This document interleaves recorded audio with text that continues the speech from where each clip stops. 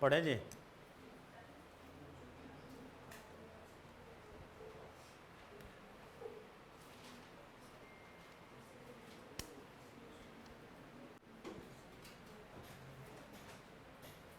Reformation या counter reformation दो नाम है, धर्म सुधार और प्रति धर्म सुधार आंदोलन।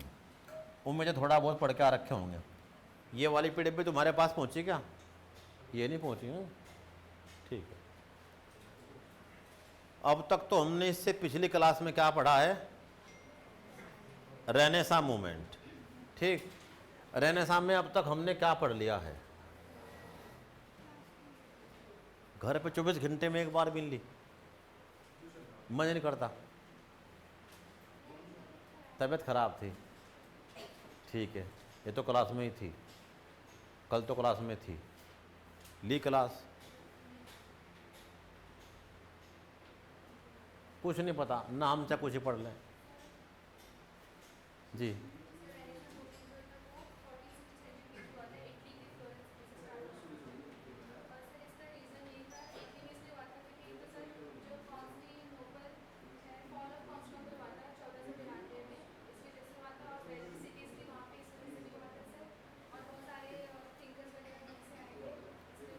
धर्म और व्यापार केंद्र भी वहीं थे, दुनिया भर के विद्वान भी कहाँ आए थे, इटली में ही।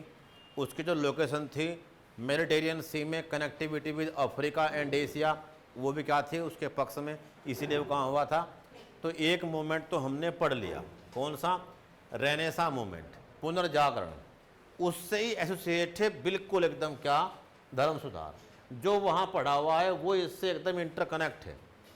वही बातचीत बाद में कन्वर्ट होती है धर्म सुधारों में, क्या कि पूरे यूरोप में जो चर्च थे वो दो ही प्रकार के थे या एक ही प्रकार का था बस अर्ली डेज में, ठीक, ईसाई धर्म और क्या नाम था, कैथोलिक। जो एक ग्रीक वर्ड है कैथोलियोस, उससे बना है, जिसका मतलब क्या है, सार्वभौमिक, यूनिवर्सल। और इसका मतलब क्या है कि दुनिया का धर्म बस एक ही है और इसी धर्म से आपका उद्धार हो सकता है धरती पे, आप चाहे कहीं भी रहते हो। इनका मानना ये है, ठीक, यानी ये सबका धर्म है, सार्वभौमिक,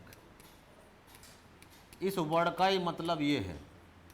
और बिना ईसाइयत के आपका उद्धार नहीं हो सकता।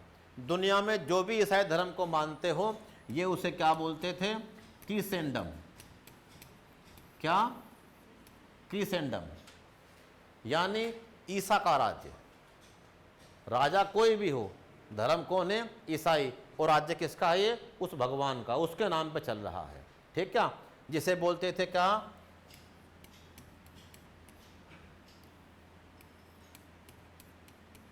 राजत्व का देवीय सिद्धांत, divine theory of kingship, divine theory of kingship. ये कहते हैं कि हमें ही वो डिवाइन पावर है, और किसके कारण से, हम ईसाई हैं, हमें राज करने का देवी अधिकार प्राप्त है, धरती पूरी हमारी है, सबका धर्म यही है, ये इनकी थ्योरी थी। लेकिन समस्या क्या हो गई थी, इसके अंदर लगातार झूठ, पाखंड, भ्रष्टाचार, व्याभिचार, यानी सारी कुरीतियां इसके अंदर आ गई थी और यहाँ पे समस्याएं बढ़ना शुरू हो गई थी।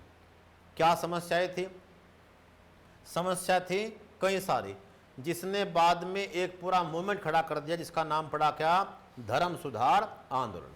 तो प्रारंभ में केवल एक ही चर्च था, एक ही क्या था, उसका धर्म गुरु था।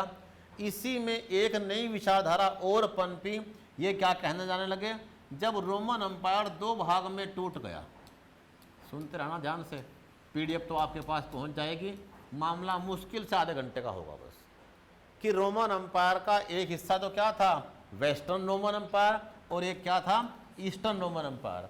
जो वेस्टर्न रोमन एम्पायर था ये चल रहा था रोम से, ठीक, और इसी रोम में कौन बैठा हुआ था, धर्मगुरु पोप, और सब कुछ उसी से मैनेज कर रहे थे, इटली से ही। लेकिन जैसे ही ईस्टर्न रोमन एम्पायर आया तो कुछ लोग संपर्क में किसके आ गए, ग्रीक्स के। तो वो भी कह रहे असली ईसाई हम हैं, यानी मूल ईसाई हम ही हैं, और तुम ईसाई नहीं हो। रोमन अंपायर के वंशज हम हैं, पावर हमारी है, दार्शनिक सारे हमारे पास है, पुस्तक सारी हमने लिखवाई है। यानी यही इनकी मेन भाषा, क्योंकि सबसे बड़ी भाषा इटालियन नहीं थी, कौन थी? ग्रीक भाषा। इसी में क्या छप रहे थे? धर्म ग्रंथ, जिन्हें बोलते थे टेस्टामेंट। तो दोनों ही मानते हैं किसे? ये भी और ये भी, कैथोलिक्स भी और कट्टर कैथोलिक भी, या कट्टर ईसाई, ऑर्थोडॉक्स मानने वाले अपने आप को। इनके धर्म गुरु का नाम था क्या? पोप, और इनके का नाम था पैट्रियार्क। पैट्रियार्क, तो पैट्रियार्क बोलते थे किसे? ये अपने धर्म गुरु को। दोनों ही मानते हैं ईसा मसीह की सबसे मुख्य पुस्तक किसे? बाइबल को। और दोनों किसे फॉलो करते हैं? Old testament. ये वर्ड ध्यान रखना जरा, उसका पुराना विवरण लोगों ने क्या कर रखी है? उसकी व्याख्या अलग अलग अपने शब्दों में। तो जो ओल्ड टेस्टामेंट है अर्थात बाइबल का पुराना वर्णन है, दोनों उसे मानते हैं। एक कट्टर ईसाई कह रहे हैं अपने आप को कि असली ईसाई तो हम हैं, ठीक, और ये कह रहे हैं क्या? नहीं, असली कौन है? हम। इनके बीच में भी क्या थे? मतभेद और कुरीतियां और समस्या लगातार चल रही थी। और इसने 16वीं सदी, कब? 13वीं से लेकर और 16वीं सदी के बीच में, इस सेंचुरी के अंदर एक मूवमेंट खड़ी कर दी, जिसे नाम दिया गया पुनर्जागरण व धर्म सुधार, रेनेसा एंड रिफॉर्मेशन। ठीक, रेनेसा कैसे हुई वो तो हमने बातचीत कर ली। तो क्या कारण थे? धर्म सुधार क्यों हुआ? और फिर धर्म सुधार के बाद प्रति धर्म सुधार, काउंटर रिफॉर्मेशन क्यों हुआ? तो कुछ बातचीत पुनर्जागरण में तो हमने कर ली कि 16वीं शताब्दी तक यूरोप में पुनर्जागरण से बहुत सारे लोग क्या हो गए? पोप और उनके पाखंडों से बाहर, और उन लोगों ने अपना एक नया धर्म बना लिया ईसाइयत से बाहर। वो भी मानते हैं ईसा मसीह को, वो भी पूजते हैं किसे? बाइबल को ही, उसी के आदेशों के अनुसार चलते हैं। ठीक, और क्या बन गए वो लोग? प्रोटेस्टेंट। ठीक, जैसे आपके हिंदू धर्म में संस्कार कितने होते हैं? 16 मेन रिचुअल्स हैं आपके, 16 संस्कार। जो सबसे पहला संस्कार है वो कौन सा है? कौन सा? गर्भाधान संस्कार। और जो अंतिम संस्कार है वो कौन सा है? अंतिम संस्कार। ठीक, क्या कहते हैं? 10 संस्कार हिंदुओं के अंदर। मुस्लिमों के अंदर कितने संस्कार हैं? है इनके पास भी, इन्हें पता नहीं।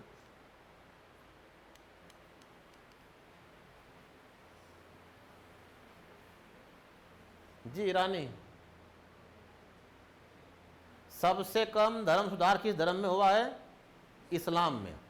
इस्लाम ने हर सुधार का विरोध किया है और अपने अंदर सुधार नहीं करने दिया। तो जहां भी मुस्लिम या इस्लाम हैं वो अब तक भी क्या फॉलो कर रहा है? वही आइडियोलॉजी और बातचीत जो आज से 1500 साल पहले हुई थी। जब से समाज बदल गया, दुनिया बदल गई, लेकिन हम बदलने को तैयार नहीं हो रहे हैं। ठीक, इसीलिए जरा जरा सी बात हो जाए तो खतरे में कौन आ जाए तुरंत? एकदम इस्लाम। तो कोई धर्म इतना कमजोर कैसे हो सकता है जरा सी बात से खतरे में आ जाए?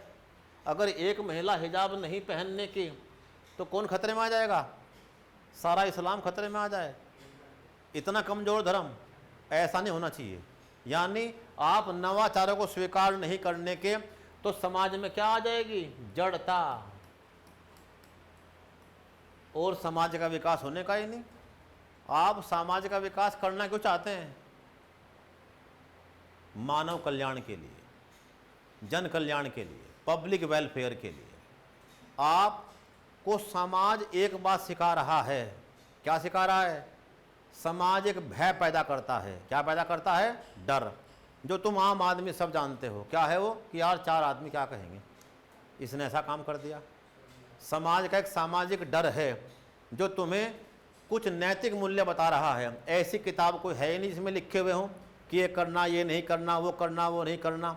ठीक, क्या अगर उसमें सुधार नहीं होने का तो जो महिलाएं हैं, जो बच्चे हैं, जो गरीब आदमी हैं, जो दबे कुचले हैं, जो पिछड़े हैं, उन्हें आगे बढ़ने का अवसर मिलने का है नहीं। कुछ लोगों ने सुधार कर लिए समाज में, कुछ लोग कर नहीं पाए। ठीक, क्या इसीलिए पढ़ने के, आगे बढ़ने के ऐसे बहुत से अवसर जिन लोगों ने चेंज कर लिए उन्हें मिल गए, कुछ को नहीं मिले। तो इस धर्म में लोग क्या आने लगे, इनसे अलग होके क्या बन गए, विरोधी और प्रोटेस्टेंट। क्लियर। अब पुनर्जागरण शुरू हुआ, एक नया धर्म शुरू हुआ, और कुछ देशों ने तो बाद में कह दिया आज से हमारा धर्म यही है बस। कौन, प्रोटेस्टेंट। कौन थे वो देश दुनिया में जिसने कह दिया पूरे देश का धर्म यही है बस, बात खत्म, हम नहीं मानने कैथोलिक को? ब्रिटेन ने कहा। और किसने कहा, डेनमार्क ने कहा। किसने कहा, स्वीडन ने कहा। नॉर्वे ने कहा। तो नॉर्वे हो, स्वीडन हो, डेनमार्क हो, क्या कह रहे हैं कि हमारा धर्म क्या बन गया है, प्रोटेस्टेंट। यानी हम तुमसे परेशान हैं। तो पुनर्जागरण में इतनी बात तो हम पढ़ चुके हैं कि कैथोलिक धर्म के भ्रष्टाचार से तंग आकर बहुत से लोग क्या बन गए, प्रोटेस्टेंट। और उन लोगों ने अपना नया चीज चलाई, माना उन्होंने भी किसे, ईसाईयत को ही।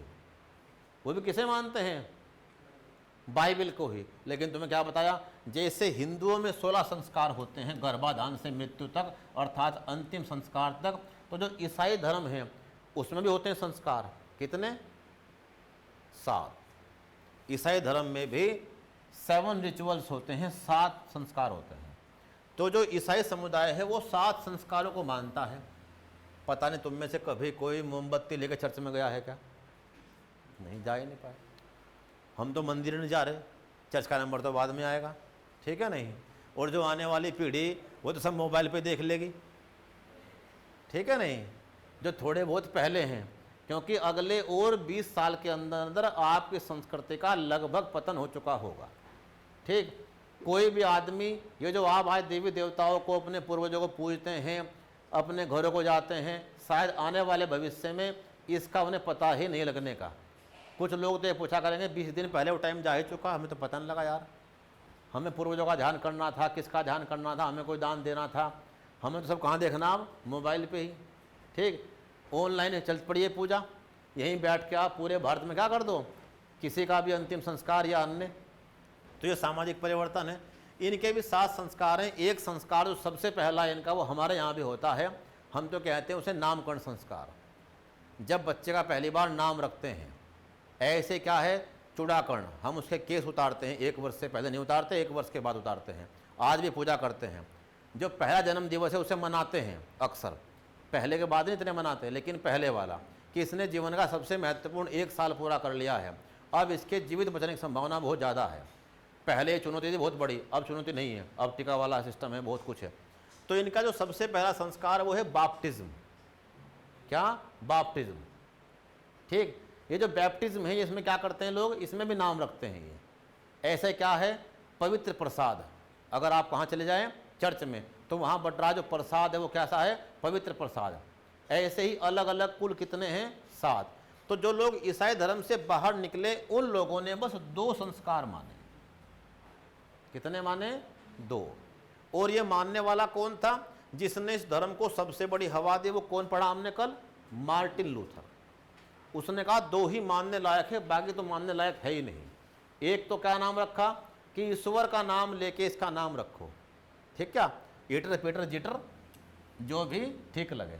नाम कैसे हैं उनके, अलग, किसी का पीटर है, किसी का जिटर है, यानी अलग अलग प्रकार के नाम। तो एक तो क्या माना उन्होंने, बैप्टिज्म, और सेकंड क्या माना, जो पवित्र प्रसाद मिलता है, यानी चर्च के अंदर मोमबत्तियां लगाना, प्रभु से प्रार्थनाएं करना और बदले में कोई प्रसाद ले लेना। केवल यही 2 बात मानते हैं।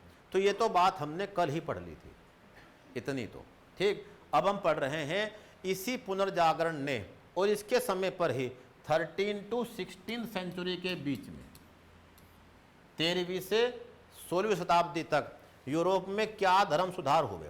बात बिल्कुल कल से इंटरकनेक्टेड कहानी है, और बताने का मेरा उद्देश्य सिर्फ इतना ही है कि आप कहानी के रूप में समझ जाओगे कि यहाँ कितने बुरे हालात चल रहे थे। कहाँ पर, यूरोप में, ठीक।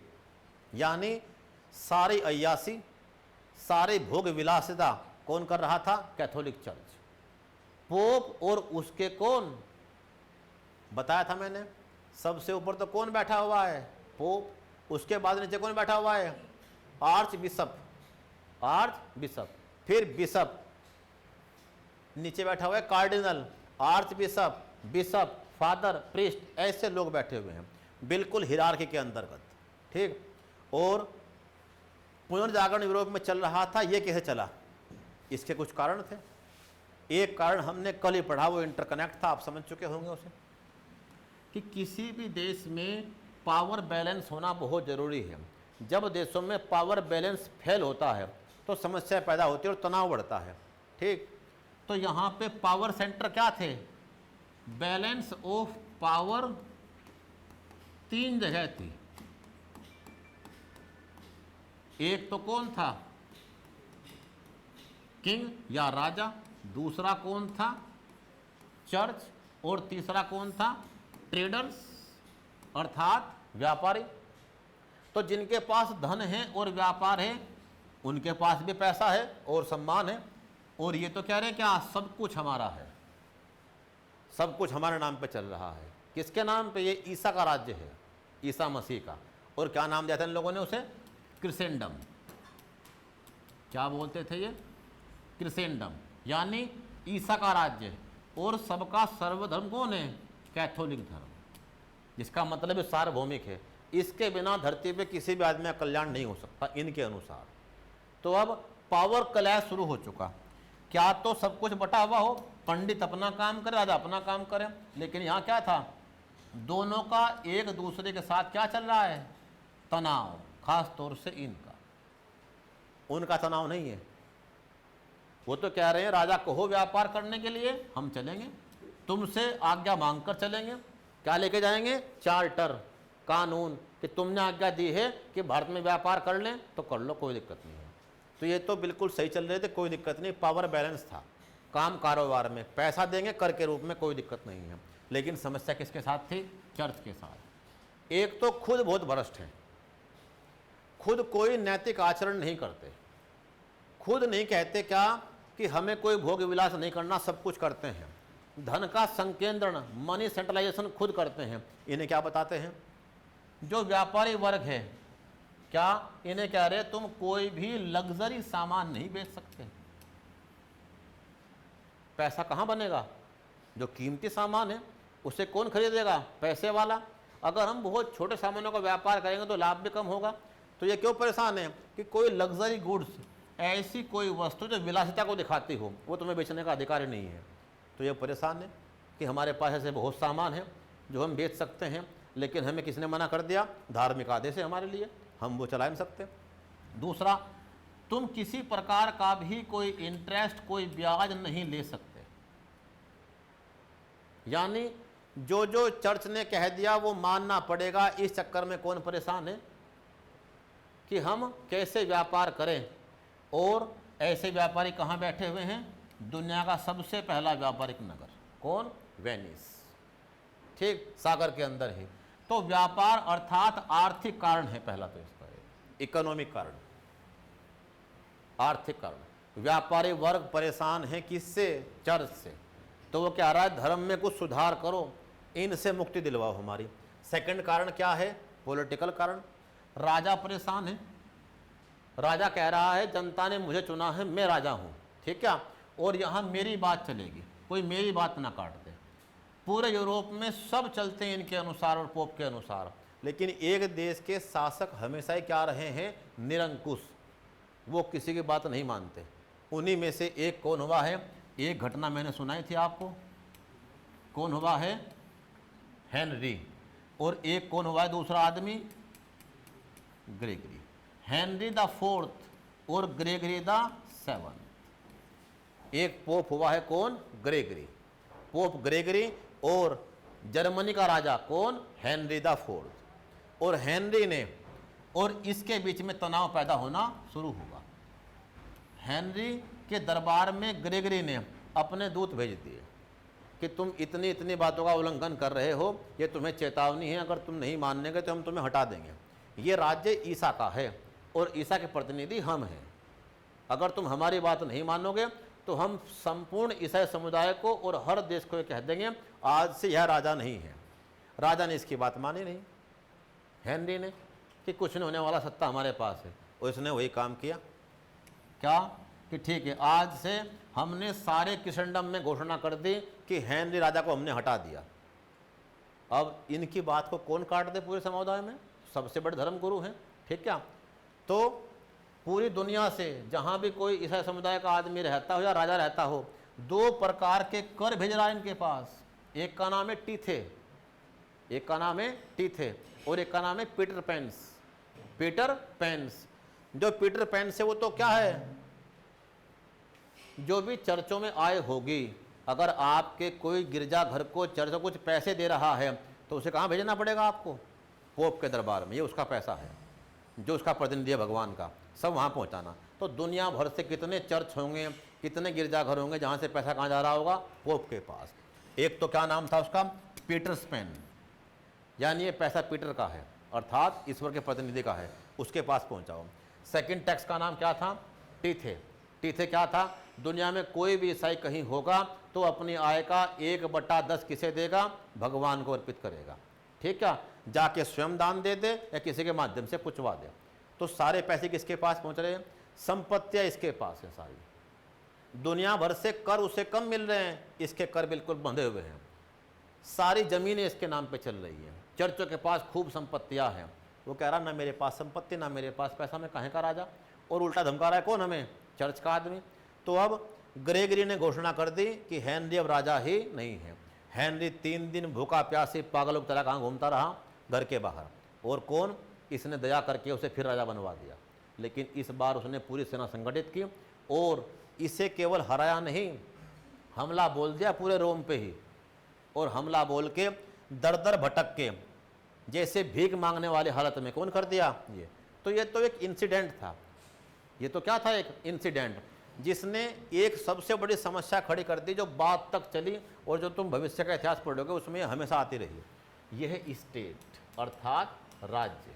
और ये कौन है? रिलीजन। तो ये विवाद आदमियों का नहीं है। हेनरी और ग्रेगरी भले ही हों, लेकिन ये डिस्प्यूट तो एक पूरी क्या है? कहानी है। किसी कहानी?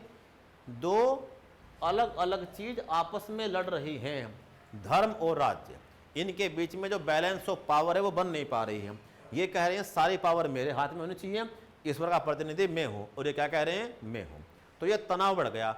ये हट गया तो कोई और आएगा, क्या बात हो गई? झगड़ा तो फिर जो का तो रहेगा। आज ये कहाँ हुआ है? जर्मनी में। क्या पता कल कहाँ होगा। तो इसने एक तनाव पैदा कर दिया किसके बीच में? पॉलिटिक्स, अर्थात स्टेट और उसके पावर्स और चर्च के बीच में। ये कहलाया क्या? राजनीतिक कारण, पॉलिटिकल रीजन। अर्थात एक तनाव शुरू हुआ बैलेंस ऑफ पावर गड़बड़ाने के। जब भी ये बैलेंस ऑफ पावर गड़बड़ाएगी तो लोग एक दूसरे को दबाएंगे, जो आज गड़बड़ा रखी है। आज पूरे वर्ल्ड की जो पावर है वो एक देश के पास चली गई है और उसका नाम है अमेरिका। जब चाहे धमकाए, जब चाहे हमला करने को तैयार हो जाए, क्योंकि उसे बैलेंस करने वाला अब कोई नहीं है। ना तो किसी के पास वर्ल्ड में इतने पैसे, ना इतनी सेना, ना वर्ल्ड की ऐसी कंपनीज, ठीक है? तो अब वो क्या कर रहा है? अपनी मनमानी, किसी भी देश पे हमला कर देना। अभी आए 6 प्लेन और ईरान पे बम डाल के चले गए। ईरान खड़ा हुआ देख रहा है। किसका अपमान होगा ये? अगर आज ही हमारे देश पे कोई आके हमला करके चला जाए तो देश के सारे आदमी इस बात को अपमान के रूप में समझेंगे। जो पीढ़ी जब पैदा भी नहीं हुई थी, जब वो आज पढ़ती है कि हमें चीन ने हराया, तो वो आज भी अपमान करती है महसूस। ठीक 1962 की वार का, कि हमारे पूर्वज हार गए थे और वो लोग क्या कर रहे हैं उस बात का जश्न। तो यही काम क्या चल रहा है? तो ये झगड़ा है किसके बीच में? State versus religion. जब तुम भविष्य की दुनिया पढ़ोगे और यूरोप पढ़ोगे तो जो भी थिंकर्स आएगा वो सबसे पहले यही कहेगा कि स्टेट में धर्म को नहीं मिलाना चाहिए, धर्म रहे अलग। किसका नाम आएगा बाद में? Karl Marx. कार्ल मार्क्स बाद में पूरे वर्ल्ड को जो थ्योरी देगा वो उसमें सबसे पहले बात यही कहेगा कि प्राचीन काल में परिणाम बड़े खतरनाक हुए थे। किस चीज़ के? धर्म के और राज्य के हस्तक्षेप से। तो धर्म क्या रखो बिल्कुल एकदम अलग, राज्य कोई धर्म नहीं होने का, वो सबके लिए बराबर है, उसके राज्य में जो रहेगा सब बराबर है। तो दुनिया का हर देश अपने संविधान में सबसे पहले ये बात लिखेगा अगर उसे विकास करना है। जैसे भारत क्या बनेगा? वो एक सेकुलर स्टेट, सबको विकास का अवसर देगा कोई हो चाहे। तो क्या कारण थे कि दुनिया में धर्म सुधार शुरू हुआ? आर्थिक कारण, व्यापार से तनाव, राजनीतिक कारण, ठीक क्या, धार्मिक कारण।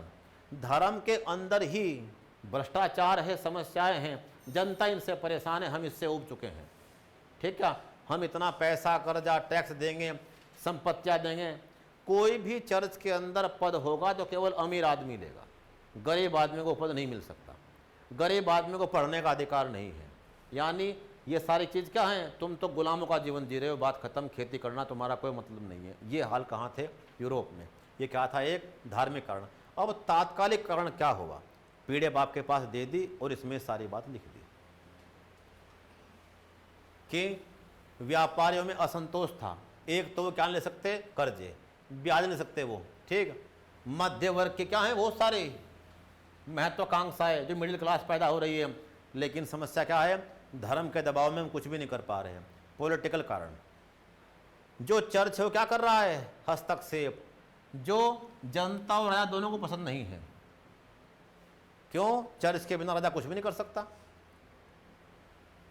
धार्मिक न्यायालय, अगर तुमने कुछ भी पाप कर दिया है तो क्या चल रही है, धार्मिक कोर्ट। तो कहाँ राज्य, कहाँ कानून का राज। अगर हमने कुछ किया है तो क्या करो, कानून के हिसाब से दंडित। तो यहाँ कोई दंड संहिता ही नहीं है। इसने कह दिया इसके हाथ काटो, इसके पैर काटो, इसे अंधा कर दो, चौराहे पे जाके तेल डाल कर जला दो। तो क्या चल रहा है, आदमी का भी अपमान और मानव का भी अपमान, ठीक क्या। यानी अगर कोई तालिबान के तहत निर्णय लेगा कि महिलाओं क्या लगेंगे, कोड़े, और वो भी कहाँ पर, चौराहे पे जाके, तो यह महिला अर्थात मानव का अपमान है। तो ये काम कहाँ चल रहे थे, यूरोप में। चर्च और राज्य के मध्य संघर्ष। ये एग्जाम्पल जो मैंने आपको सुना दिया, हेनरी IV और ग्रेगरी VII के बीच में क्या चला, सत्ता का एक संघर्ष, जिसने ये बात खुल के ला के दिखा दी कि हाँ, राजा और चर्च के बीच में संबंध कितने खराब हैं। कुछ नहीं लड़ पा रहे हैं और कुछ लोगों ने लड़ाई मोल ले ली, लेकिन मामला बदला नहीं, सब जो का तो रहा। धार्मिक कारण, चर्च के पदाधिकारी अनैतिक आचरण, यानी भोग विलासिता। एक तो जैसे दुनिया भर के कथावाचक एटसेट्रा आपको बता रहे हैं क्या, कि कुछ नहीं रखा दुनिया के अंदर, सब कुछ दान कर दो, लेकिन दे दो मुझे। यही सेम काम कहाँ चल रहा था, वहाँ पे। यानी वो कह रहे हैं तुम सबको तो ब्रह्मचर्य रखना है, बस छोड़कर पोप और उसका चेलों को, इन्हें कुछ नहीं रखना। यानी यहाँ जो आचरण है और उसके नियम हैं सब आम जनता के लिए हैं, इनके लिए कोई नियम नहीं है। पोप की सांसारिकता और विलासिता, यानी ये आराम से मौज ले रहे हैं, घूम रहे हैं, दुनिया भर के बड़े बड़े महलों में रह रहे हैं, जनता इनसे खून फूक रहा है देख देख के इन्हें, ठीक। लेकिन धर्म के दबाव में लोग इतने हैं, इनके चमत्कारों का इतना डर है कि पता नहीं क्या हो जाए। और ये कभी कभी क्या कह देते हैं, वर्ल्ड की हिस्ट्री में जब आप पढ़ोगे ब्लैक डेथ, एक घटना हुई, इसी दौर में घटना हुई, एक प्लेग फैल गया, बोनिक प्लेग, और उसमें लाखों लोग मर गए, लाखों नहीं करोड़ों लोग मर गए, उत्तर अफ्रीका के, एशिया के और यूरोप के।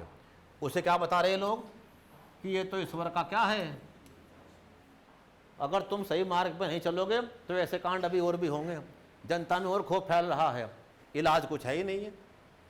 इसी एक घटना ने पूरी दुनिया में मेडिकल साइंस को आधार दिया कि अब कुछ ना कुछ करो, नए नए सामान डेवलप करो और उसे आगे बढ़ाओ।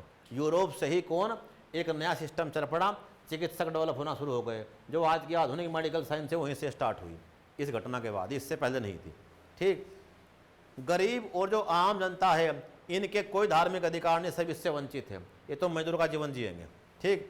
चमत्कार, जैसे मुसलमान क्या ले फिर रहे बेचारे, एक धागे में क्या बांध रखा है, कपड़ा, उसमें कुछ लिख रखा है अली बेटे सिकंदर फलान ढिमका, और क्या पकड़ा दिया, एक आदमी को, और वो डरे फिर रहे किससे, कि इसमें सारे जिन पकड़ रखे हैं, कभी आज़ाद हो जाएं। ऐसे कौन कर रहा कार्यक्रम वहाँ, पोप। यानी जैसा क्या अलग अलग धर्मों में हमारे यहाँ चल रहे चमत्कार।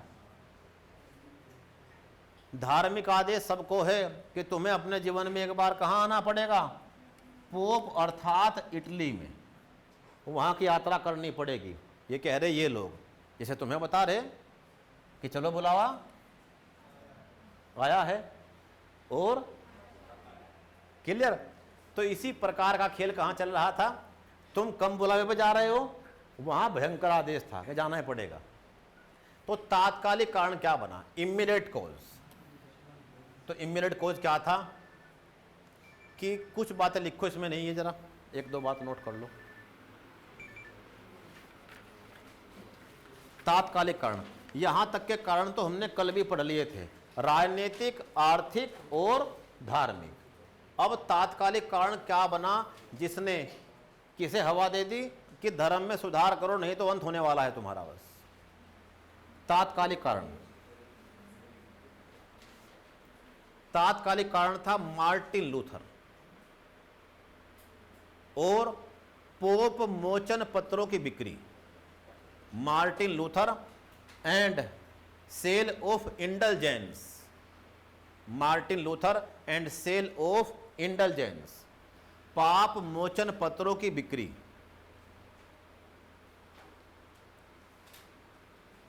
वो इसमें नहीं, जरा लिख लो एक बार। सन 1300 ईस्वी में एक पोप हुआ है, पोप बनीफेस।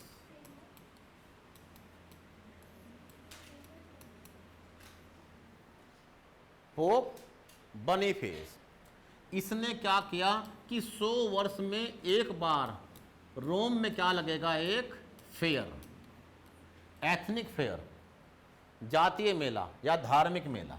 और जो भी इस मेले में एक बार आ जाएगा, आना जरूरी है अगर तुम्हें मोक्ष प्राप्त करना है और स्वर्ग में जाना है, हेवेंस में, तो जो भी इस मेले में आ जाएगा और कहाँ?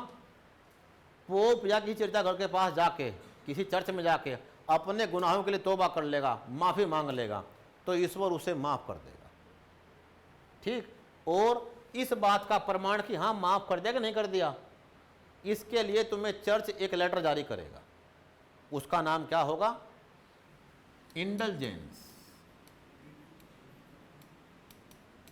अब लेकिन 100 वर्ष तो एक बड़ा लंबा समय है और हर एक आदमी को क्या पता अवसर भी ना मिले, कोई 50 साल में मर जाए, इतना मेला हुआ ही नहीं, तो हम तो पापों के साथ ही मर गए, हमारे पाप भी माफ करवा दो। तो बाद में ये अवधि घटाकर कर दी गई 25 वर्ष। बाद में जो रोम के अंदर एथनिक फेयर था वो 25 साल पे लगने लगा। ठीक, और तभी एक आदमी को दिमाग में एक नया विचार आया। कौन? Pope Leo, Pope Leo the 10, Pope Leo the 10। इसने क्या काम कर दिया? एक गिरजाघर बनवाना था, नाम नोट कर लो, saint Peter church, saint Peter church. इसके निर्माण के लिए पैसे की जरूरत थी, तो पोप जी ने कहा तो कोई दिक्कत ही नहीं, लगने वाला मेला, कितने इकट्ठे करवा देंगे हम। किस चक्कर में? कि जो लेटर जारी कर रहे हैं इसे फ्री में देने के। इसे कैसे देंगे? पैसों से। और पोप लियो ने क्या कहा कि जैसे ही आपके सिक्कों की खनक चर्च में गूंजती है, कोट है उसका ये, जैसे ही आपके सिक्कों की खनक चर्च में गूंजती है, उसी समय ईसा मसीह आपके सारे पाप दूर कर देते हैं। बिना खनक के नहीं करते। ठीक क्या? तो इसने पाप मोचन पत्र बेचना शुरू कर दिया और अब पैसे इकट्ठे हो रहे हैं और अब चारों तरफ से पैसे पैसे हैं। और उस पत्र में क्या लिखा हुआ है? ईश्वर ने आपके सारे अपराध माफ कर दिया, आप ईश्वर के पुत्र हैं, एटसेट्रा, और उसे लेके चले जाओ। जनता का इतना बड़ा विश्वास था इनके ऊपर, लोग विश्वास करते थे कि हाँ पोप भगवान का प्रतिनिधि है, यानी ये जो कह देगा वो अमोघ है, इसे काटने वाला कोई नहीं। लोगों में इतना बड़ा बिलीव था इनके प्रति। और तभी जब ये काम चल रहा था, एक आदमी, कौन? मार्टिन लूथर, जो कहाँ का था? मार्टिन लूथर जर्मनी का रहने वाला था, जिसके पिता उसे वकील बनाना चाहते थे, क्योंकि बैरिस्टर की उस समय बहुत बड़ी मान्यता थी और समाज में बहुत परिचित पद था, बड़े बड़े लोग करते थे, सबके बस की बात नहीं थी। लेकिन ये आदमी क्या बन गया? इसने धर्म की ही पढ़ाई की और ये बन गया विटनबर्ग, इस शहर का रहा करता था जर्मनी के। विटनबर्ग जर्मनी में धर्मशास्त्र का प्रोफेसर, एक रिलीजियस प्रिस्ट, बिल्कुल धार्मिक आदमी, इसकी पूरी आस्था भी किसके अंदर थी? कैथोलिक के अंदर ही, ईसा मसीह के पोप के अंदर ही। तो दुनिया में ये बात आज भी है और पहले भी है।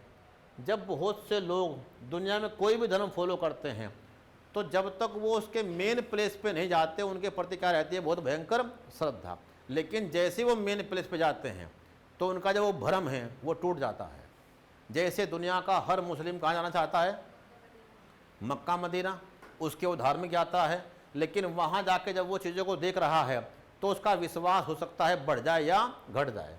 जैसे बहुत से लोग कहाँ जा रहे हैं? केदारनाथ धाम या किसी अन्य धाम में, और वहाँ धाम में काम एक व्यापार बन चुका है। देख लो,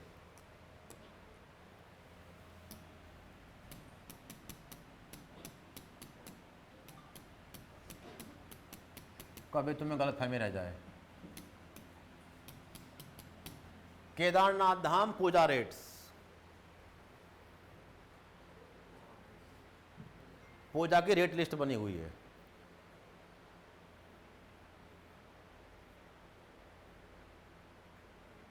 महा अभिषेक पूजा 9,500 रुपये। कितने आदमी हैं? 5 आदमियों की। एड ऑन पर्सन 2 और कर सकते हैं allow.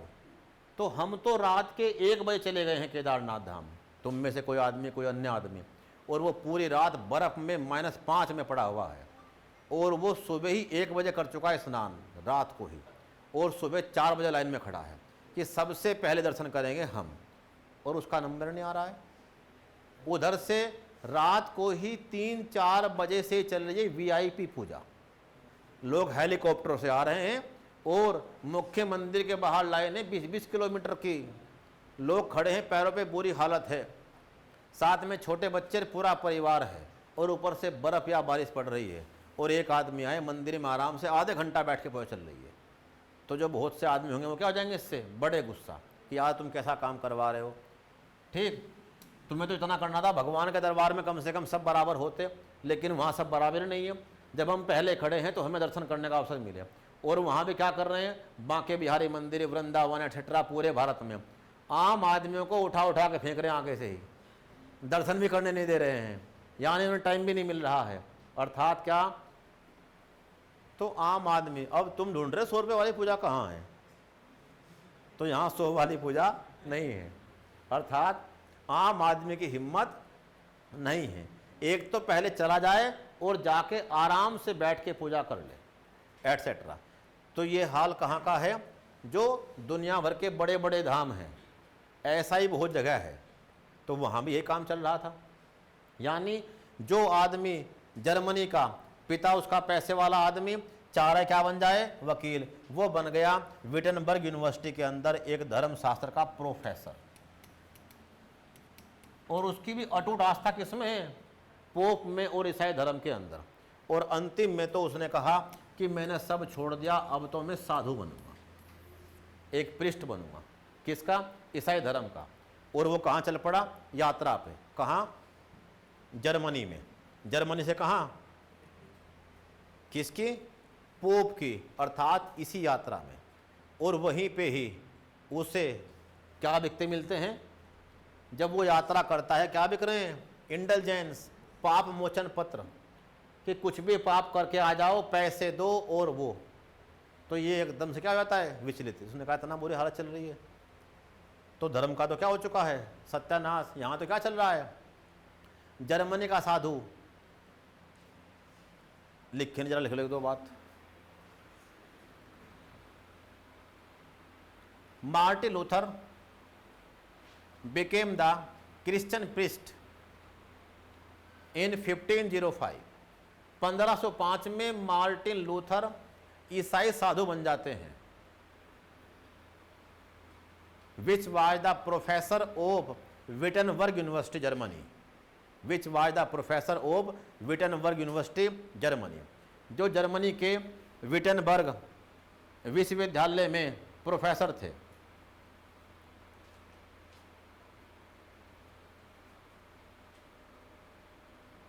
He was extremely ethnic person. वह अत्यधिक साधु प्रवृत्ति के व्यक्ति थे, और वह 1511 में रोम की यात्रा पर जाते हैं। 1511 में रोम की यात्रा पर जाते हैं और वहां कौन, टेटजेल नाम का एक पादरी इनके संपर्क में आता है। कौन? टेटजेल।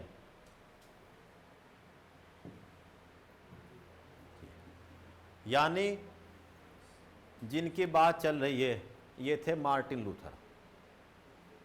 ठीक, धर्म में सुधार का जो सबसे पहला प्रयास था उन्होंने किया, उसका एक क्या था? इमीडिएट कोई तात्कालिक कारण। जैसे ये 1511 में कहां पहुंचते हैं? रोम में पहली बार जाते हैं, बिल्कुल एकदम धार्मिक व्यक्ति बन के चर्च और पोप के पास। तो उस समय ही क्या समस्या थी कि उस समय कौन थे? पोप लियो द 10, बिशप थे एल्बर्ट और एक पादरी था टेटजेल। ये टेटजेल संपर्क में किसके आता है? मार्टिन लूथर के। और मार्टिन लूथर के संपर्क में आके ये इन्हें भी कहता है क्या कि तुमने भी कुछ पाप कर रखे हो तो तुम्हें भी क्या दिलवा देंगे? पाप मोचन पत्र, इंडलजेंस। लेकिन क्या लगेंगे उसके? पैसे। तो अब इनकी बातें दिमाग से उठना शुरू कि धर्म तो खत्म हो चुका है, इसमें तो बहुत तगड़ा क्या चल रहा है? भ्रष्टाचार। ये वो फेमस कोट है किसका? टेटजेल का, कि जैसे अक्षमा पत्रों के लिए दिए गए सिक्कों की ध्वनि चर्च में गूंजती है, उस आदमी की आत्मा जिसके लिए तुम दे रहे हो अपनी अन्य, वो कहाँ कर जाती है? प्रवेश स्वर्ग में, डायरेक्ट एंट्री, फिर कोई दिक्कत ही नहीं रहती। इनसे परेशान होकर ठीक लूथर वापस आते हैं और अब धर्म की हर वो बुराई जो उन लोगों ने वहाँ उस समय देखी उसको कागज़ पर लिखना शुरू करते हैं। और क्या? 95 थीसिस। क्या चीज़? 95 थीसिस, 95 सवालों की एक लिस्ट क्या करते हैं रेडी? एक रिसर्च पेपर जिसे कहते हैं थीसिस। और उसे विटनबर्ग यूनिवर्सिटी के बाहर ही एक कैसल चर्च है उसके बाहर चिपका देते हैं। और फिर तो उनकी प्रतियां बन बन के बटनी शुरू होती है। जनता भी इस बात को एकदम पकड़ती है। और राजा तो बहुत लंबे टाइम से सोच ही रहा था कि कोई ऐसा मिल जाए जो हमें चर्च के आतंक से मुक्त कर दे और हम उसका पूरा समर्थन करें। तो इनका व्यापारियों ने भी और राजा ने भी पूरा समर्थन किया कि तुम्हारी बात बिल्कुल ठीक है और जो चर्च का भ्रष्टाचार है इसे खत्म होना जरूरी है, इनकी भोग विलासिता, इनका करप्शन सब होना जरूरी है। तो 95 थीसिस, डेट नोट कर लेना जरा कहीं, 31 अक्टूबर 1517 को विटनबर्ग के चर्च के द्वार पर, castle church Wittenberg, castle church Wittenberg Germany में 95 थीसिस चिपका दिया। और इसमें क्या? पोप की सांसारिकता, भोग विलास, अपार संपत्ति, भ्रष्ट आचरण, धर्म में भ्रष्टाचार सब उजागर किया। जनता सब जानती थी और जनता का उनसे विश्वास हटना शुरू। और लूथर ने कुछ बात दुनिया को कही कि जिसके मन में प्रायश्चित है कि हाँ मेरे से गलती हुई है और ईश्वर मुझे इसके लिए माफ़ कर दे, उसके लिए उसे किसी भी पाप मोचन पत्र की जरूरत ही नहीं है और ईश्वर ने उसे माफ़ कर दिया है। ये कौन कह रहा है? लूथर। तुम कोई सामान ऐसा ना लो। लेकिन कौन लोग विरोध करने लगे? जिनको ये पूजते थे वही लोग। लेकिन जनता इनके साथ। इन्होंने क्या लिखी हैं? कुछ किताबें, जिनमें से 3 बड़ी फेमस है। क्या?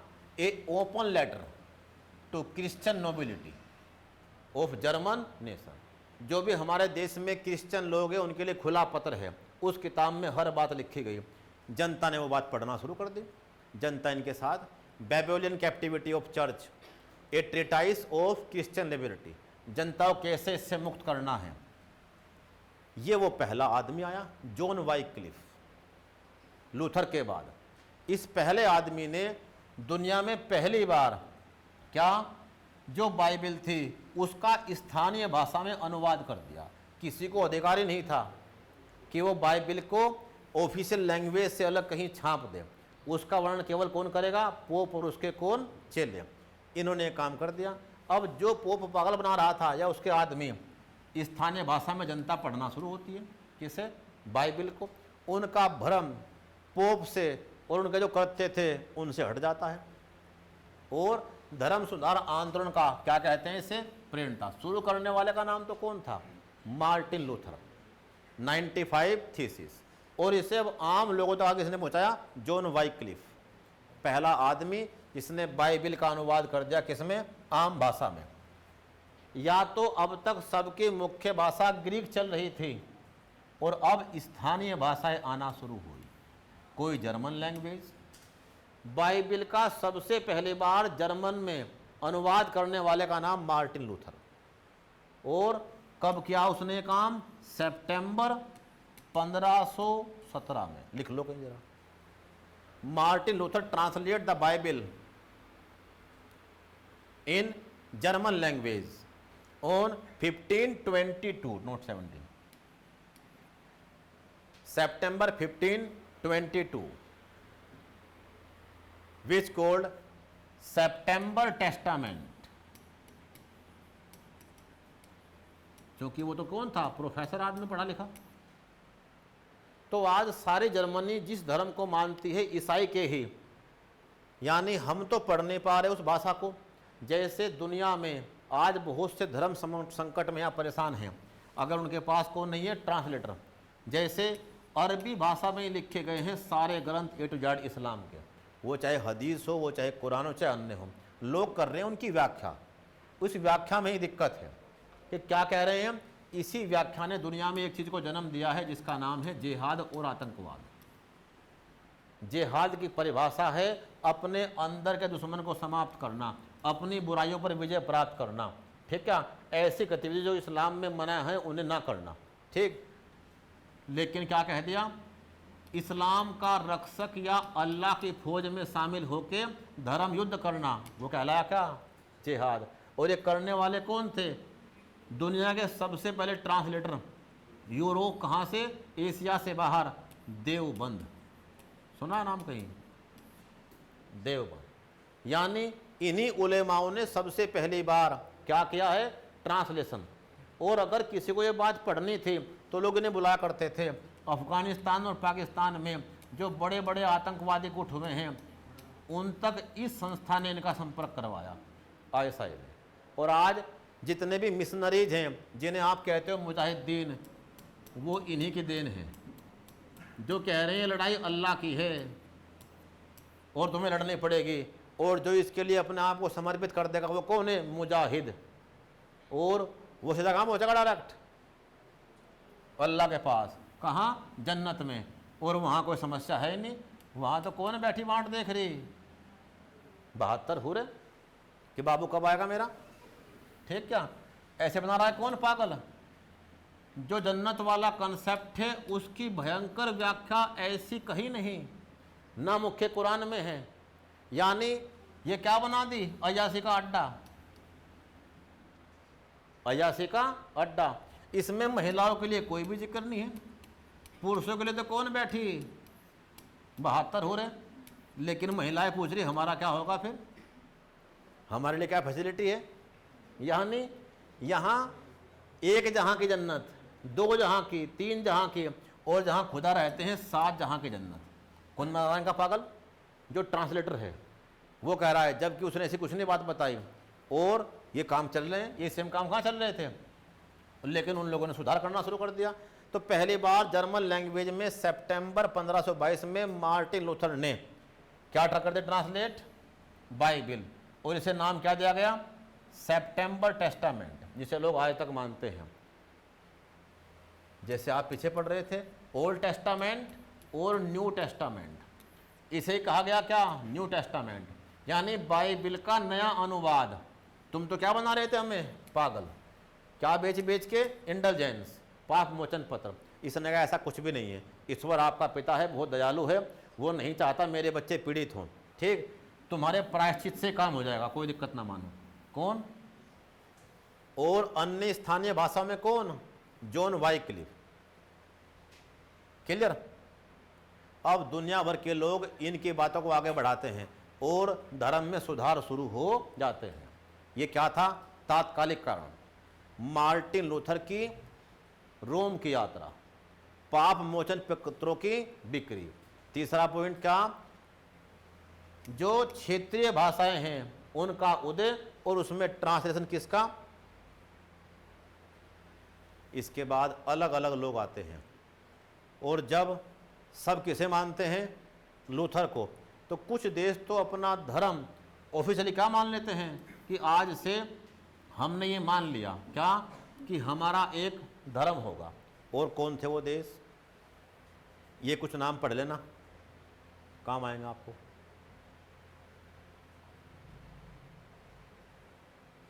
जैसे ये बात मत समझ लेना कि दुनिया ने लूथर को ऐसे ही मान लिया, कुछ ही लोग मान पाए। स्विट्जरलैंड वालों ने अपनी बात चलाई और क्या निकाली, 67 थीसिस, ये अपनी बात चला रहे थे, यानी लूथर को नहीं माना, उसमें भी चेंज कर लिया इन लोगों ने।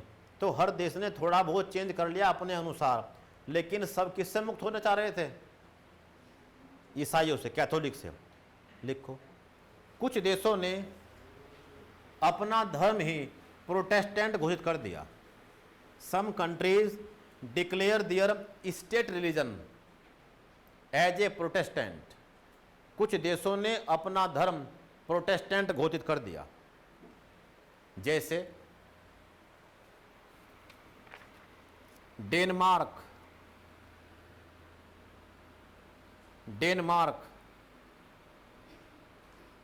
Sweden, Norway, Denmark, Sweden, Norway, और बाद में ब्रिटेन,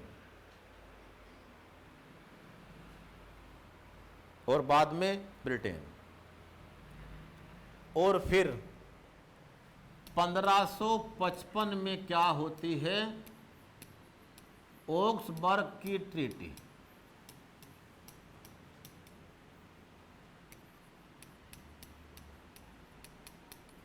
ऑक्सबर्ग की संधि, एक सभा हुई 1555 में, लिख लो बस जरा तुरंत, ये टर्निंग पॉइंट था। ऑक्सबर्ग की ट्रीटी, ऑक्सबर्ग की संधि।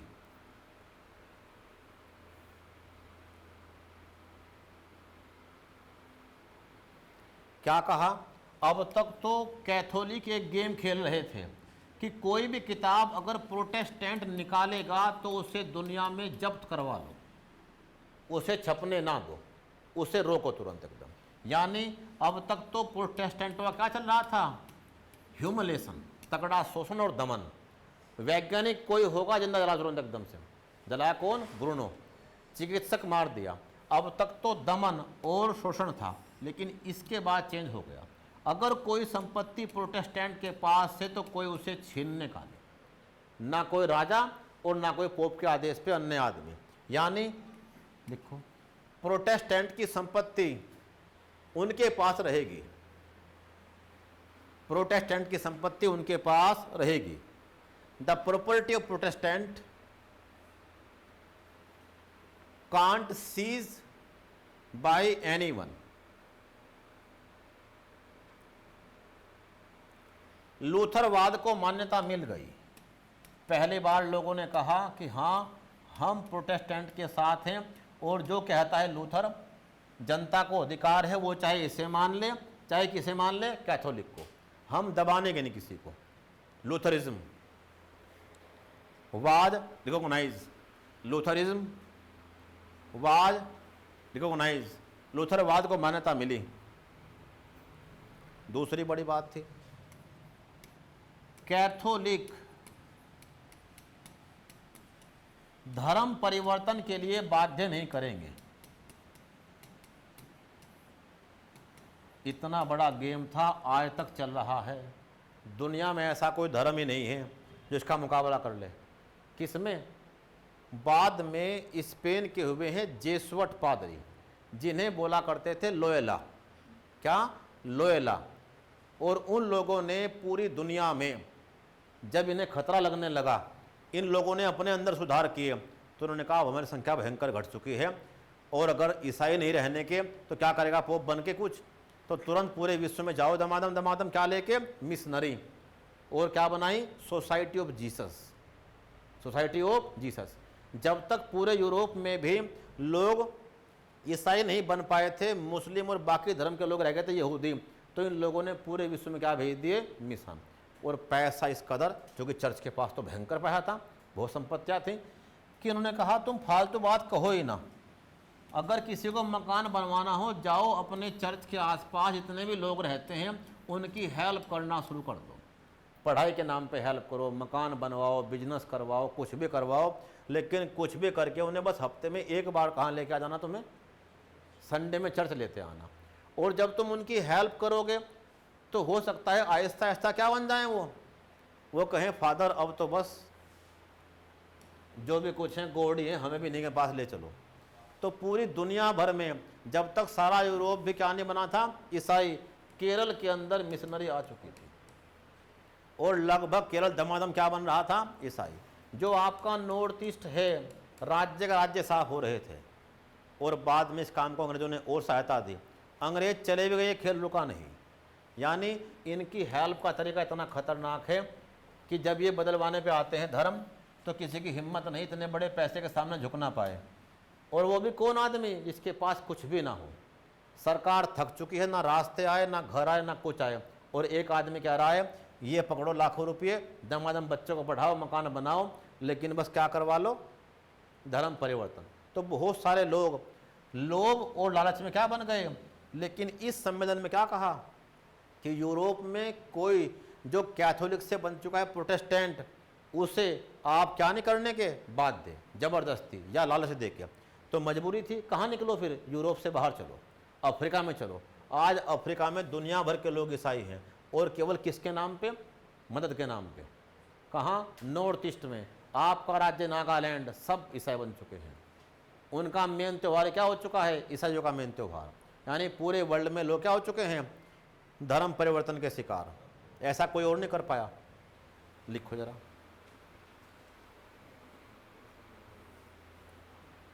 कैथोलिक यदि लूथरवाद को अपनाते हैं तो अपना पद छोड़ना होगा।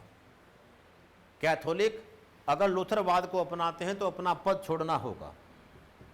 If a Catholic adopt Lutheranism then they must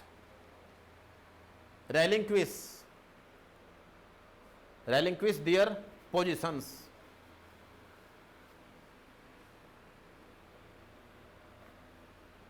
तो उन्हें अपना पद छोड़ना होगा। तो अब धर्म सुधार शुरू हुए, वो फैले, उनके क्या कारण थे, इतनी बात तो हो गई क्लियर। जहां से हमने पढ़ना शुरू किया था,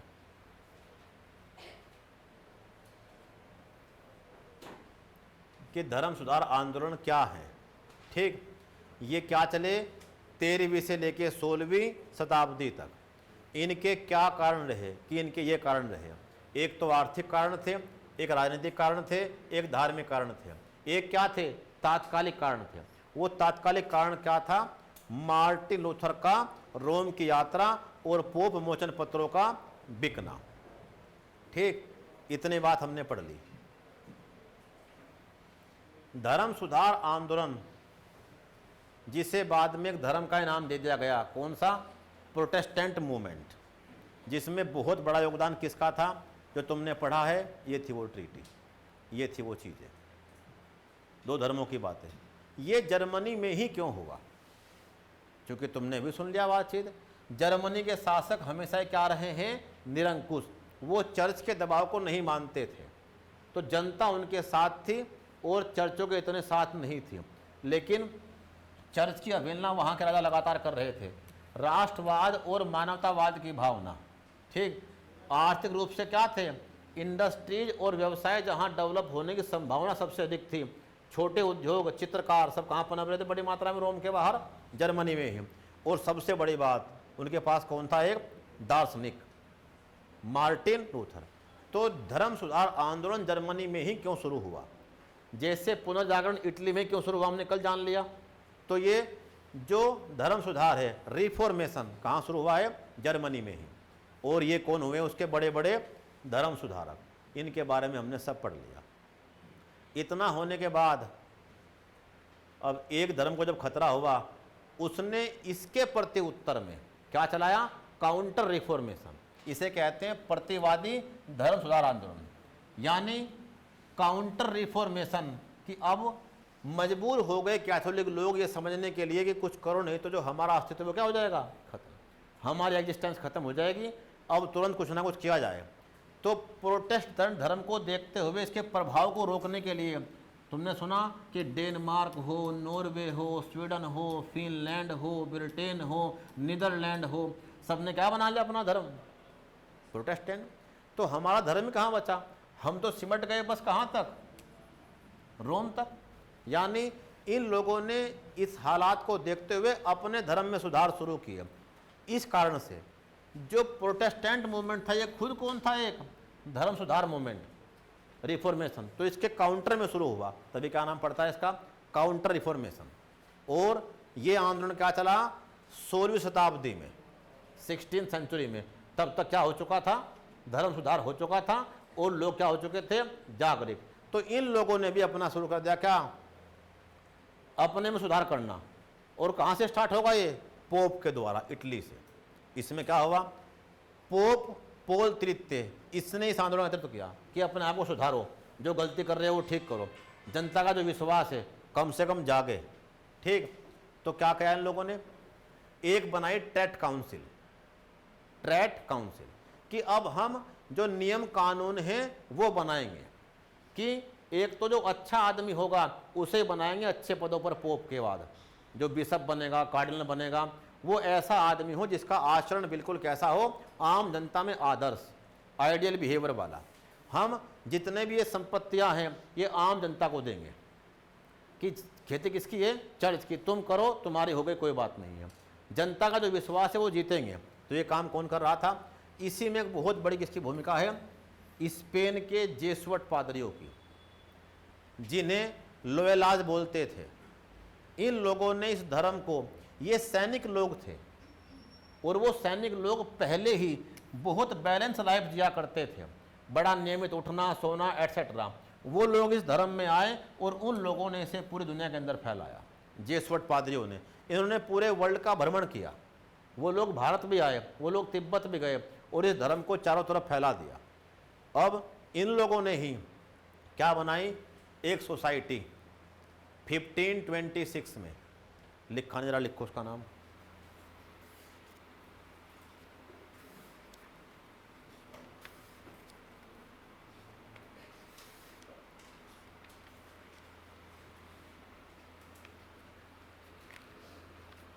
(1534) जेसुएट establish the Society of Jesus. Jesuit establish the Society of Jesus. 1534 में जेसुअट पादरियों ने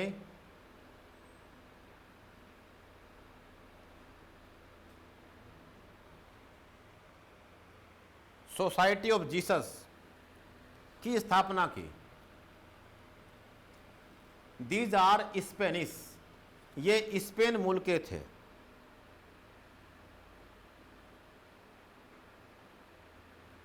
these spread the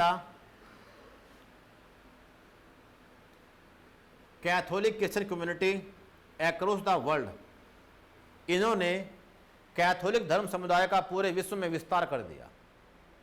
these spread the Catholic Christian community across the world.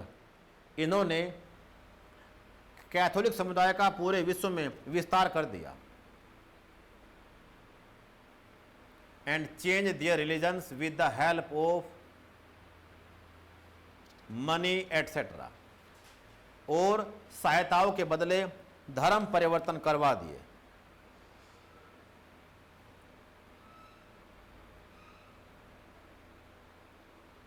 The founder of this society was Ignatius Loyola. The founder of this society was Ignatius Loyola. Ignatius Loyola. इस संस्था के संस्थापक Ignatius Loyola थे, LOYOLA।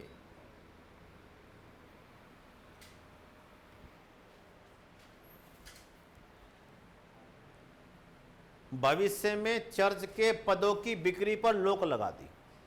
पहले क्या थे, अमीर आदमी धनाढ्य वर्ग क्या ले लेते, बड़े बड़े पद, उन्हें सम्मान मिलते, तो पद बिक रहे थे, ठीक, बिशप का, कार्डिनल का, वो बंद करवा दिया। Prohibition on the sale of church offices in future, भविष्य में चर्च के पदों पर रोक लगा दी। अक्षमा पत्रों की बिक्री पर रोक लगा दी, ये तो काम ही खत्म कर दिया कि अब कोई अक्षमा पत्र जारी नहीं होने का।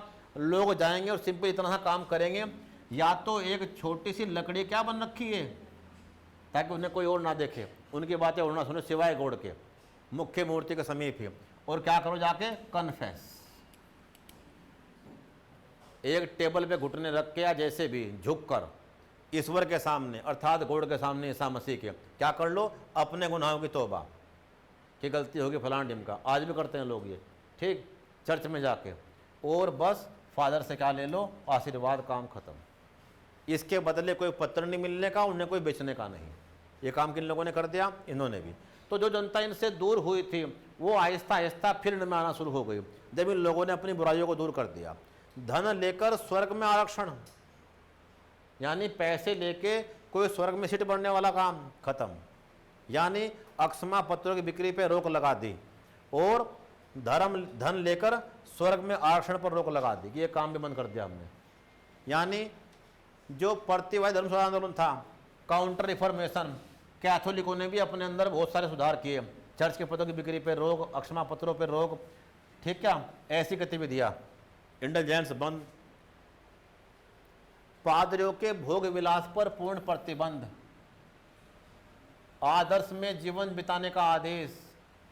बाइबिल का पहले क्या कर रहे थे ये, अगर किसी और लैंग्वेज में कोई आदमी ट्रांसलेट कर देगा तो उसे फूकेंगे, बिकने नहीं देने के।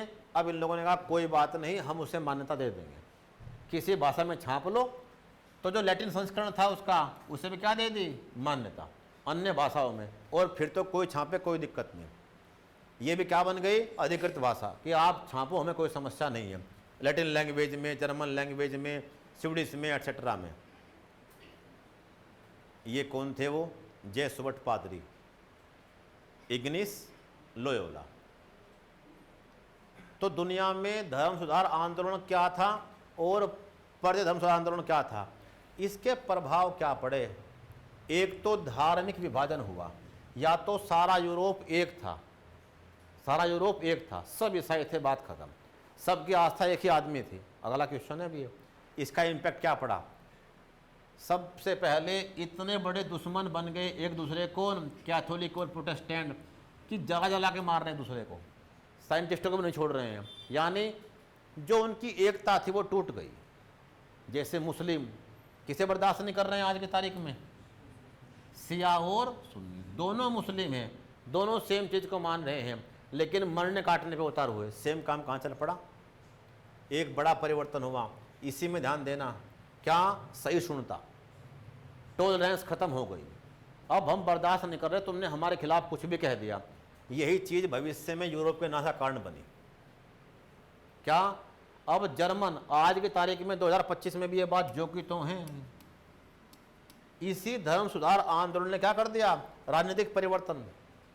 अब राजा ताकतवर है और क्या बढ़ रही है, अब तक तो हमारी आस्था किसमें थी, चर्च में, और हम सब कहाँ रहते थे, क्रिश्चियनडम के अंदर, ईसा के राज्य में। अब हम रहते हैं अपने राजा के अंडर में, और क्या बढ़ रहा है, नेशनलिज्म। तो इसने पूरे राष्ट्रों में राष्ट्रवाद की भावना बढ़ा दी। राष्ट्रवाद बड़ी अच्छी बात है, आपको अपने राष्ट्र से प्रेम हो, लेकिन जब ये एक सीमा को पार कर दे और आप किसी और को राष्ट्र में रहने ही ना दें, आपके विचार राष्ट्र से जरा से भी अलग है, तो हम मारेंगे आपको। ये सेम काम हुआ जर्मनी के अंदर। जहाँ से धर्म सुधार आंदोलन चला था, वहीं बाद में दुनिया में सबसे अधिक हत्याएं हुई। किसे मारा लोगों ने, साइंटिस्टों को, यहूदियों को, इस कदर मारा, कोई सीमा नहीं रही। लाखों लाखों लोग चैम्बर में बंद कर दिए। नेट पे घर जाके देखना, होलोकॉस्ट, कंकाल बने मिले लोग, भूखे पड़े मिले लोग, 50,000 लोग चैम्बर में बंद कर दिए हिटलर ने और मरवा दिए। यानी इसका अंत कैसे हुआ, धर्म सुधार जर्मनी से हुआ, राष्ट्रवाद को बढ़ावा मिला, धार्मिक विभाजन हो गया।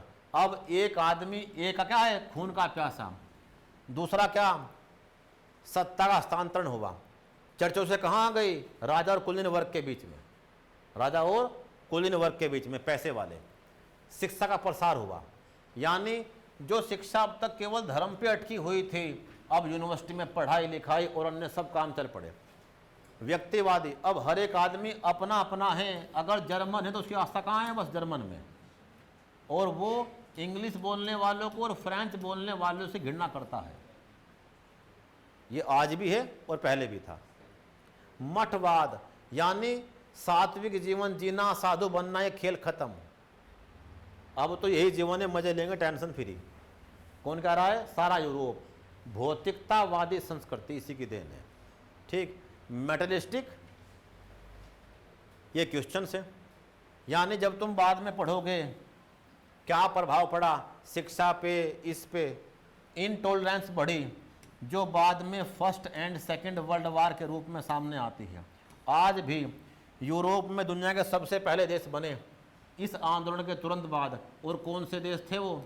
हर देश एक लैंग्वेज, एक नेशन, तो एक देश में एक ही भाषा के लोग हैं। स्पेनिश में स्पेन के हैं, पुर्तगाल में पुर्तगाल के हैं, फ्रांस में फ्रांस के हैं, जर्मन में जर्मन के हैं, स्वीडिश में स्वीडिश के हैं, यानी अब सबकी एक भाषा और एक देश। यानी राष्ट्रवाद सिमट गया बस चंद आदमियों के बीच में। और क्या चले गए यूरोप के? 46 टुकड़े। क्या तो केवल 4 राजवंश थे और कितने बने देश? 46 देश। और 1997 तक भी, 2002 तक भी, 2013 तक भी टुकड़े रुक नहीं रहे हैं। कहाँ? जिस देश की हम बात कर रहे हैं उसका नाम है यूगोस्लाविया, जहां मारकाट यहां तक चल रही थी 2011 तक। और क्या बन रहे थे? बहुत सारे नए नए देश। यानी इसी धर्म सुधार आंदोलन और काउंटर रिफॉर्मेशन ने इस पूरे महाद्वीप को आपस में लड़वा दिया, जिसका एग्जाम्पल था first and second world war. Ethnic clashes, सब ईसाइयों को मानते हैं लेकिन बिल्कुल नहीं बोलते। आज अगर आप जाओगे जर्मनी में तो वो कहते हैं जर्मनी में बात करता हो तो ठीक, मैं इंग्लिश में बात नहीं कर लेगा। घृणा करते हैं किससे? इंग्लिश से। ये उनके लोगों में आज तक है। यही सेम काम कहाँ है? फ्रेंच में बात करने तो ठीक, मैं इंग्लिश में नहीं बोलने का। ये क्या कह रहे हैं? इंग्लिश उनके राष्ट्रवाद का प्रतीक है कि ये श्रेष्ठ है, सब इसमें बात करें, हम नहीं करने के इसमें बात। तो किसी ने भी अपने लैंग्वेज नहीं बदली, डेवलपमेंट किया, हमने बदल ली, हमने अपनी हिंदी विंदी सब छोड़ दिया कि हम बोलेंगे इंग्लिश, तुम ना बोलो कोई बात नहीं, ठीक है ना। चीन ने नहीं बदली, जिसने बदल ली उसने नुकसान उठाया, बहुत तकड़े वाले हैं। दूसरे की भाषा बोलना क्यों? अपनी सारी एनर्जी हमारी आने वाली पीढ़ी क्या सिखा रही है? एक नई भाषा के बोलने में खर्च कर रही है, जबकि वो सारी बात वो जानती है और उसे ऐसी बात पढ़े कुछ नहीं मिलने वाला 1 2 3 ना। समाज में उसका इतना बड़ा कोई योगदान है, लेकिन हमने सोसाइटी एक्सेट्रा सब चेंज कर दी। चाइना उसका एग्जाम्पल है कि आम भाषा में छोटे बच्चे की जो लर्निंग स्पीड हो क्या होगी? लर्निंग स्पीड फास्ट होगी। उसमें हम क्या कर रहे हैं? बैरियर्स। समझ में भाषा आ ही नहीं रही है, ना कोर्ट कचहरी की, ना पुलिस की, ना पढ़ाई की, और हम क्या हो रहे हैं? इसके शिकार। यूरोप इसका एग्जाम्पल है, चीन इसका एग्जाम्पल है।